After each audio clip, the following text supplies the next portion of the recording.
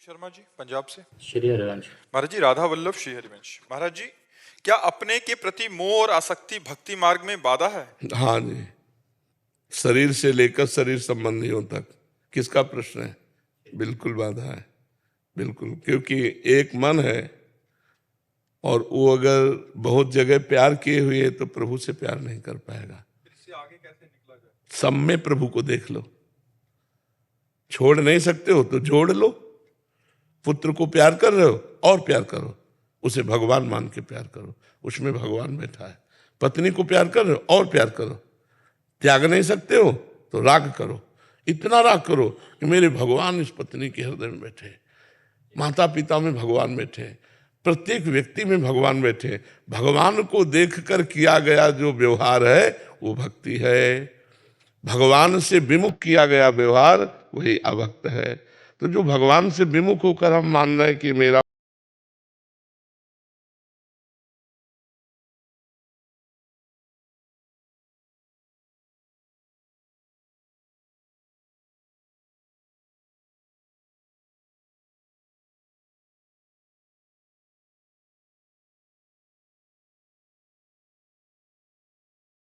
की ममता ताग बटोरी, मम पद मनहि बांध बर डोरी। सबकी आसक्ति मोह हटा लो और मेरे चरणों में समर्पित कर दो। अब बड़ा कठिन है मोह राग हटाना। त्याग तो बहुत कठिन विषय है ना, तो हम उसे जोड़ देते हैं। जोड़ने में कोई परेशानी नहीं, हम और प्यार करते हैं उसमें भगवान का भाव करके। तो जब हम चराचर जगत में भगवान का भाव कर सकते हैं तो अपने परिवार में क्यों नहीं?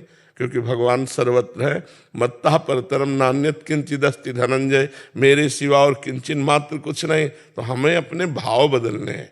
भक्ति भाव प्रधान होती है, तो हमें भाव बदलना है कि मेरे पुत्र में भगवान, मेरी पत्नी में भगवान। व्यवहार वैसे ही करना जैसे पुत्र से करना, जैसे पत्नी से, पर भाव रखना है भगवान का।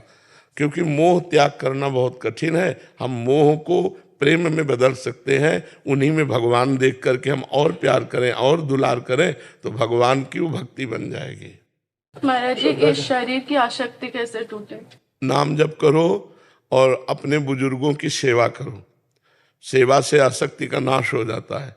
पशु पक्षी की सेवा, बूढ़े सास ससुर की सेवा, पति की सेवा, पुत्र परिवार की सेवा। सेवा से शरीर पवित्र होता है। शरीर से बहुत अपराध हुए ना तो मलिन स्वभाव का परिचय है कि वो देहासक्त होगा, और निर्मल स्वभाव का परिचय है कि देह राग का त्याग किए हुए होगा।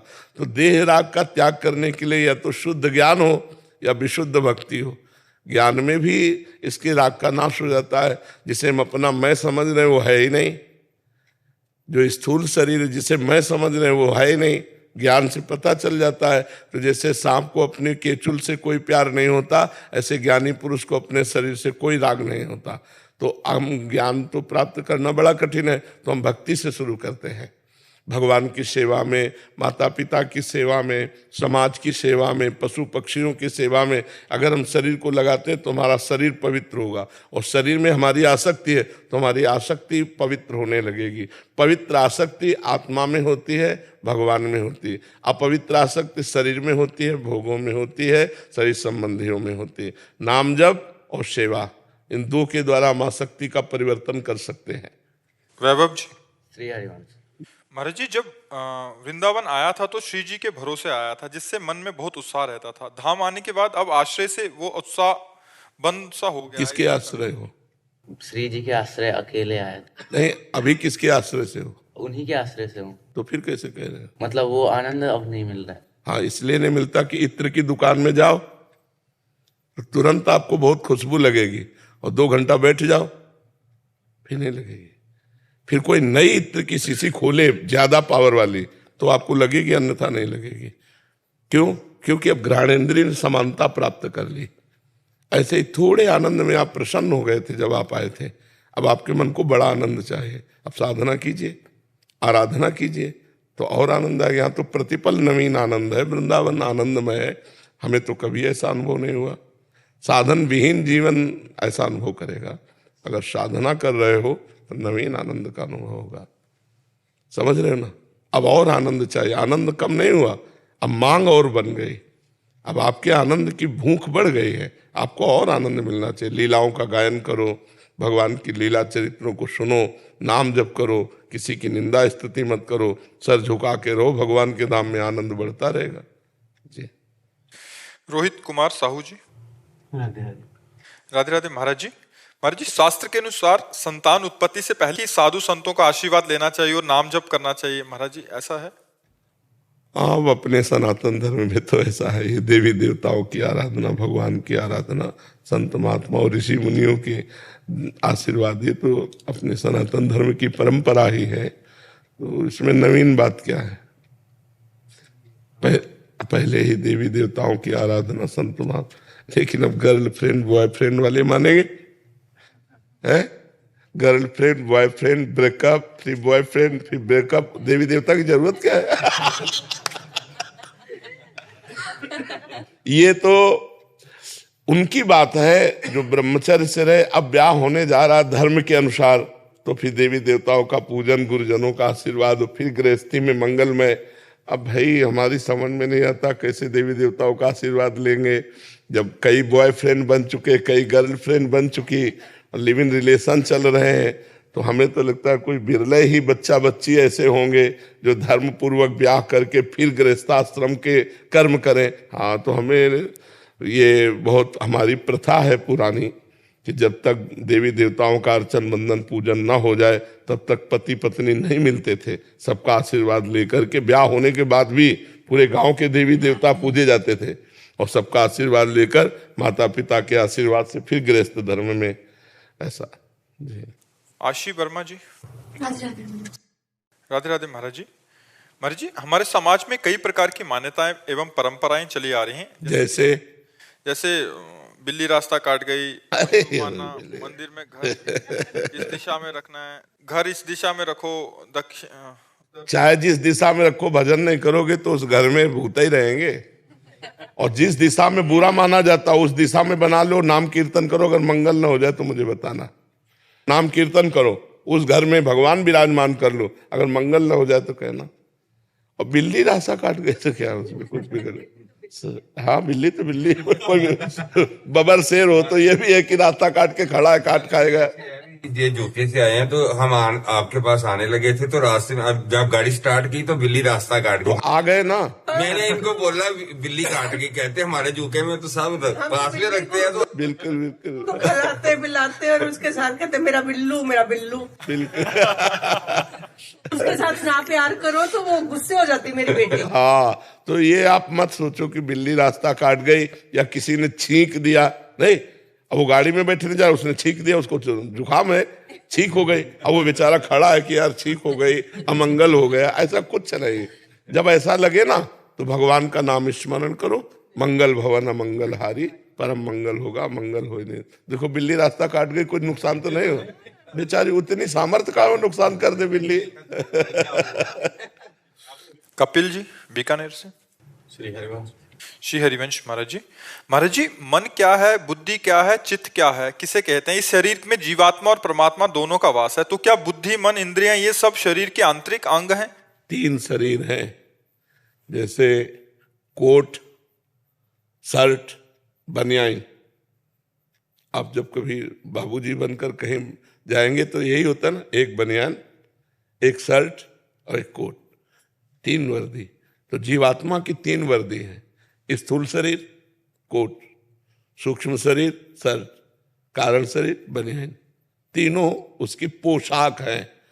अब स्थूल शरीर को आप अपना माने हुए हैं, ये जो आप ढांचा देख रहे हैं पंचभूतों का बना, इसे स्थूल शरीर कहते हैं। मन जो संकल्प विकल्प करता है, बुद्धि जो निश्चय करती, हाँ ठीक है ये कर लिया जाए, नहीं ये नहीं करना चाहिए, ये निश्चय जो करती है वो बुद्धि होती है। और संकल्प विकल्प जो करता है, ललचाता जो है, जो नकारता है, वो मन होता है। और जो उसका चिंतन करता है उसे चित्त कहते हैं, और जो स्वीकार करता है उसे अहंकार कहते हैं। और जो स्वभाव होता है, रजोगुणी स्वभाव, सत्वगुणी, बोले बहुत बुरे स्वभाव का आदमी है, स्वभाव को कारण शरीर कहते हैं। तो स्थूल सूक्ष्म कारण शरीर, इन तीनों शरीरों में जो अपनापन कर लिया उसे जीवात्मा कहते हैं। और जो जीवात्मा जिसका अंश है उसे परमात्मा कहते हैं। परमात्मा और जीवात्मा में इतना भेद है, जैसे हम बैठे हुए और शीशा रखा हुआ है, तो जो शीशे में दिखा रहा है वो जीवात्मा मान लो, और जो हम बैठे हुए परमात्मा। अगर शीशा हटा दो तो बचा कौन? केवल परमात्मा बचा ना। तो अंतःकरण शरीर से ममता हटा लो तो तुम वही हो। जानत तुम्हें तुम्हें हो जाई, सोई जाने जे देह जनाई, और जानत तुम्हें तुम्हें, वो परमात्मा स्वरूप हो जाता है बच्चा। बात समझ पा रहे हो? खूब नाम जप करो तब मजा आएगा। परमार्थ का जो आनंद है वो नाम जप से आता है। जितना अधिक नाम जप करो, कुछ ना करो, केवल नाम जप करो, सब ठीक हो जाएगा, सब समझ जाएगा, सब समझ जाओगे क्या जीवात्मा है क्या परमात्मा, सब ज्ञान आ जाएगा। पर नाम जप करते रहो, असत आचरण मत करो। पाप आचरण करोगे, नाम जप करोगे तो समझ में नहीं आएगा, क्योंकि अब जैसे पोछा लगा और फिर धूल फेंक दिया तो फिर वो आनंद नहीं आएगा। जी। प्रशांत अग्रवाल जी, यूएसए से। राधे राधे। राधे राधे महाराज जी। महाराज जी, सेवा और साधना में प्राथमिकता किसको देनी चाहिए? सेवा और सेवा ही तो साधना है। भगवान की सेवा, अपनी सेवा, समाज की सेवा, इसी को तो साधना किसे कहते हैं? भगवान का नाम लेना, नाम जप करते हुए ठाकुर सेवा करना, समाज सेवा करना कोई अलग थोड़ी। सेवा और साधना अलग नहीं है, एक ही बात है, एक ही बात। तो महाराज जी जैसे अगर सेवा कर रहे हैं उस समय नाम जप चल रहा है तो वो वही सेवा है, वही भागवतिक सेवा मानी जाएगी। जिसमें नाम जप नहीं चल रहा है तो सब कोई कर ही तो रहा है, फिर कर्म हो जाएंगे, शुभ और अशुभ कर्म हो जाएंगे, सेवा शब्द नहीं जुड़ेगा। सारा संसार तो कर्म कर रहा है ना। सेवा तभी होगा जब नाम सुमिरन करते हुए आप भगवान के लिए कर रहे हैं। तो नाम बोल रहे हैं या मन में चल रहा है? चाहे बोल के करो चाहे मन के से करो, वो तो तुम्हारी स्थिति है कि वैखरी से बोलते हो या उपांश से या मानसिक, वो तो तुम्हारी स्थिति है। लेकिन नाम जब चलते हुए जो कार्य होता है वही सेवा होती है। और नाम जब नहीं हो रहा है महाराज जी तो मतलब तो कर्म हो जाएगा। हाँ, वो कर्म दो प्रकार के होते हैं, एक पाप कर्म, एक पुण्य कर्म, निषिद्ध कर्म, और एक विधान कर्म, शुभ कर्म, अशुभ कर्म। जी महाराज जी, क्या दान करने से भगवत प्राप्ति हो जाएगी नहीं, या स्वर्ग मिलेगा? नहीं। हाँ, स्वर्ग की बात तो इतना बड़ा दान करो तब। हमारे पाप के जो कर्म ऐसे होते हैं, मान लो किसी की निंदा कर दी, सारे पुण्य नष्ट हो गए। किसी संत महात्मा की निंदा कर दी, सारे पुण्य नष्ट हो गए। लेकिन भगवान का नाम नष्ट होने वाला नहीं। आपने एक बार कहा राम और इसके बाद निंदा किसी की कर दी तो ये आपका रुक गया। अब उस निंदा का कष्ट भोगो। इसके बाद जब शुरू होगा तो दो कहोगे राम तो दो हो जाएंगे, प्लस हो जाएगा। नाम नष्ट होने वाला नहीं, पुण्य नष्ट हो सकता है। जी महाराज जी, जैसे अभी दान पुण्य किया वो इधर नष्ट भी हो जाता है? हाँ, तत्काल नष्ट हो जाता है। भक्तन निंदा अति बुरी भूल करे जिन कोय, कि सुकृत बहुजन्म के छिन में डारे खोए। साधु अवज्ञा तुरंत भवानी, कर कल्याण अखिल कहानी। अखिल कल्याण प्रदान करने वाले शुभ कर्मों का तुरंत नाश हो जाता है जब किसी संत भक्त की अवहेलना, अनादर, निंदा हो जाती है। महाराज जी, आजकल तो खुलेआम हो रहा है महाराज जी सब। हाँ, तो इसीलिए कौन सुकृतिवान है, कौन उन्नति को प्राप्त हो रहा है, कौन उन्नति को प्राप्त हो रहा है? पुण्यों का कोई खास महत्व नहीं है। नेहा जी, हरियाणा से। राधा वल्लभ श्री हरिवंश। श्री हरिवंश महाराज जी। महाराज जी, मैं अति आभारी हूँ। महाराज जी, मेरा प्रश्न है कि कुंडली में लिखा होता है देवगण, राक्षसगण, क्या जो राक्षसगण का व्यक्ति होता है उसे पूर्व जन्म में बहुत पाप होते हैं कि इस जन्म में तभी इतने दुख होते हैं, और आपकी कृपा से नाम जप से वो अब भोगने आसान हो गए हैं, परंतु समझ नहीं आता कि ऐसा क्यों होता है कि 2 दिन इतना अच्छा से नाम जप चलता है महाराज जी, फिर बाद में इसका उस राक्षसगण और देवगण से कोई मतलब नहीं। नाम जप से ये रजोगुण, सतोगुण, तमोगुण जो 3 गुण है ना, इनका चक्र चलता रहता है। जैसे सतोगुण आया तो बढ़िया भजन चलेगा, रजोगुण आया तो विषय भोगों की प्रवृत्ति, नाना प्रकार की मान प्रतिष्ठा, कीर्ति, ईर्ष्या, ये सब आएगा, और तमोगुण आया तो क्रोध, हिंसा, प्रमाद, आलस्य, ये चीजें आएंगी। तो ये तीनों गुणों का चक्र चलता रहता है हृदय में। अब हमको क्या करना, सतोगुण बढ़ाना है तो हम सात्विक भोजन, सात्विक जल, सात्विक वातावरण, सात्विक चिंतन, तो हमारा सतोगुण लंबे समय तक बढ़ेगा। घंटा, 2 घंटा, 4 घंटा, 6 घंटा, 8 घंटा। और फिर अगर हमारा सतोगुण बढ़ता चला गया तो महीना भर सतोगुण ही बना रहा, फिर जीवन भर सतोगुण बना रहा। सतोगुण से हम त्रिगुणातीत होते हैं। पहले रजोगुण तमोगुण का नाश हो, तो हम नाम जप करते रहे, मन न लगे तो भी, विषय भोगों की इच्छा हो तो भी, हिंसात्मक प्रवृत्ति आवे तो भी, उस समय समझो कि तमोगुण आ गया। अब हमको और डट के भजन करना है कि उसका प्रभाव ना पड़ पावे। रजोगुण आ गया, हमें और डट के भजन करना है कि रजोगुण का प्रभाव न हो। और जब सतोगुण आया तो ये सोचना ही नहीं पड़ेगा कि मुझे भजन करना है, अपने आप भजन में मन लगेगा। हमारा खान पान सत्वगुण हो, हमारा व्यवहार सत्वगुण हो, हमारा चिंतन सत्वगुण हो। हमें सत्वगुण की जरूरत है, क्योंकि सत्वगुण के जैसे कांटे से कांटा निकाला जाता है, तो है तीनों गुण माया के ही, पर सत्वगुण हमें सपोर्ट करता है। तो हम सत्वगुण से रजोगुण तमोगुण का नाश करके सत्वगुण की वृद्धि करके और भगवदानंद में आके सत्वगुण का भी त्याग कर देते। कांटे से कांटा निकाला, उसको भी फेंक दिया, तब हमारा एक तार भजन चलेगा। इसमें कोई दैत्य राक्षस भूत प्रेत इसका कोई मतलब नहीं। राधे राधे महाराज जी। राधे राधे महाराज जी। महाराज जी, मैं पिछले 1.5 वर्ष से YouTube, Instagram के माध्यम से आपका सत्संग सुन रहा हूं और आपके बताए हुए मार्ग पर चलने का पूर्ण प्रयास भी कर रहा हूं। महाराज जी, मैं डॉक्टरी की पढ़ाई कर रहा हूं। हम अस्पताल में देखते हैं कि ऑपरेशन के दौरान कई बार अनजाने में डॉक्टर से हुई गलती के कारण मरीज की जान चली जाती है। ऐसे में हमारे लिए बड़ा धर्म संकट तब खड़ा होता है कि हम ना तो मरीज के रिश्तेदारों को मृत्यु का सही कारण बता सकते हैं और हमें खुद भी मरीज की जान जाने की बड़ी गलानी महसूस होती है। ऐसे में महाराज जी, एक डॉक्टर के रूप में हमारा क्या कर्तव्य होना चाहिए और क्या ये हमारे पाप कर्मों में गिना जाएगा और हमें उसे भोगना पड़ेगा? यदि हाँ, तो इस पाप से मुक्ति कैसे मिलेगी? हाँ, पाप कर्म माना जाएगा, क्योंकि आप के ऊपर पूरी जिम्मेवारी उस जीव की है। लिख देते ना, मृत्यु तक के साइन हो जाते हैं कि हम अपराधी नहीं माने जाएंगे, तब उसने अपने प्राण समर्पित कर दिए।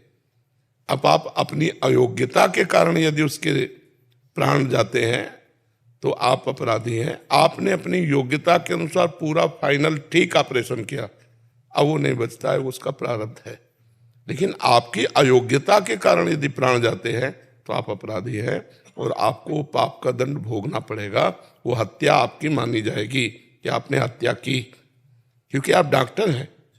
यदि आप उस विषय में परफेक्ट नहीं हैं तो आप केस मत लीजिए, मरीज मत लीजिए। अगर परफेक्ट है और फिर इसके बाद होता है तो भगवान साक्षी है कि आपने कसर नहीं रखा। आपको जितना ज्ञान है उतना आपने डॉक्टरी की, इसके बाद नहीं बचा तो आपका कोई दोष उसमें नहीं है। अब इसके लिए आपको परफेक्ट ज्ञान प्राप्त करना चाहिए। जिस विषय में लगे, हमें लगता है सर्वांग डॉक्टर तो होते नहीं हैं, एक ही अंग का कोई विशेषज्ञ होता है, तो हमें लगता है फिर उसमें कच्चाई नहीं रखनी चाहिए। मनोयोग के द्वारा उसमें प्रवीणता प्राप्त करनी चाहिए, और जब तक प्रवीणता ना प्राप्त हो तब तक किसी बड़े डॉक्टर का असिस्टेंट बन करके हमको प्रवीणता प्राप्त करनी ही चाहिए, तब हम केस लें। नहीं तो जल्दी, और बहुत प्रवीण बुद्धि रखें, क्योंकि आपकी जरा सी गलती में, नस नाड़ियां ही तो है, जरा सी गलती में बहुत बड़ी हानि हो सकती है। जरा सा इधर से उधर प्रमाद स्थिति हुई कि मामला गड़बड़ हो सकता है। इसलिए बहुत सावधानी, बहुत विशेष कार्य है। डॉक्टर को भगवान का दर्जा दिया गया है, नहीं दिया गया कि डॉक्टर दूसरा भगवान का रूप। कितना भी कष्ट में मरीज हो वो कुछ मिनटों में समाधान निकाल देता है, तो भगवान का स्वरूप कहा गया है। तो अपने स्वरूप को समझे, अपने को नादान स्थिति में कोई केस ना ले, पहले खुद परफेक्ट हो जाए। कई ऑपरेशन अपने बड़ों के साथ पूरा करे, उसमें बहुत ईमानदारी से अपनी एकाग्रता लगा कर देखे, क्योंकि बहुत बड़ी जिम्मेवारी मिलने वाली है। किसी का ऑपरेशन करना मतलब उसके प्राणों पर है, अगर चूक हो गई तो मृत्यु हो जाएगी। तो इसलिए बहुत सावधान, और उसका प्रायश्चित है, आगे से ऐसी गलती ना करना पहला, और दूसरा नाम जप करो, भगवान से प्रार्थना करो। महाराज जी, इसमें जैसे कि कई ऑपरेशन ऐसे होते हैं जिसमें बहुत बारीकी से कई नसें आपस में जुड़ी होती हैं, तो उसमें डॉक्टर अपना पूरा प्रयास करता है, लेकिन गलती से दाएं बाएं हल्का सा हो जाए तो उसमें फिर क्या मतलब डॉक्टर की ही गलती मान, क्योंकि कई चीजें जैसे हाँ, इसी प्रवीणता की तो फीस मिलती है। इसी प्रवीणता के लिए तो आपको पद में बैठा लगा, डॉक्टर पद में। अब ऐसा नहीं कि आपकी चूक को कह दिया जाए कि ये तो ऐसा चलता है, ऐसा नहीं चलेगा। बाहरी थप्पड़ से कोई हानि नहीं होती, लेकिन अंदर की जरा सी भी नस नाड़, मान लो दिल का ऑपरेशन हो रहा है, जरा सी नस नाड़े, तो इसी बात का तो आपको मतलब योग्यता, पद, रुपया सब इसी बात का तो मिलता है। आपने बोला 50,000, तो 50,000 देगा बेचारा, चाहे जहां से ला के दे, इसी योग्यता के तो दे रहा है। प्रमाद स्थिति नहीं होनी चाहिए, इसमें नहीं होनी चाहिए। पर यह जरूर है कि डॉक्टर ने अपना पूरा प्रयास सही किया और फिर मरीज नहीं बचता, तो उसका भाग्य भी तो है, उसका प्रारब्ध भी तो है, तो उसको भोगना पड़ेगा। फिर उसे डॉक्टर के ऊपर दोष न दे, क्योंकि उसने पूरा प्रयास किया। लेकिन अगर किसी डॉक्टर को लगता है कि मेरे प्रमाद से, मेरी छोटी सी गलती से तो सुधार कर लेना चाहिए, आगे मरीज में ना हो, और जो पीछे हुआ उसे भगवान से प्रार्थना करके क्षमा करवा लेना चाहिए।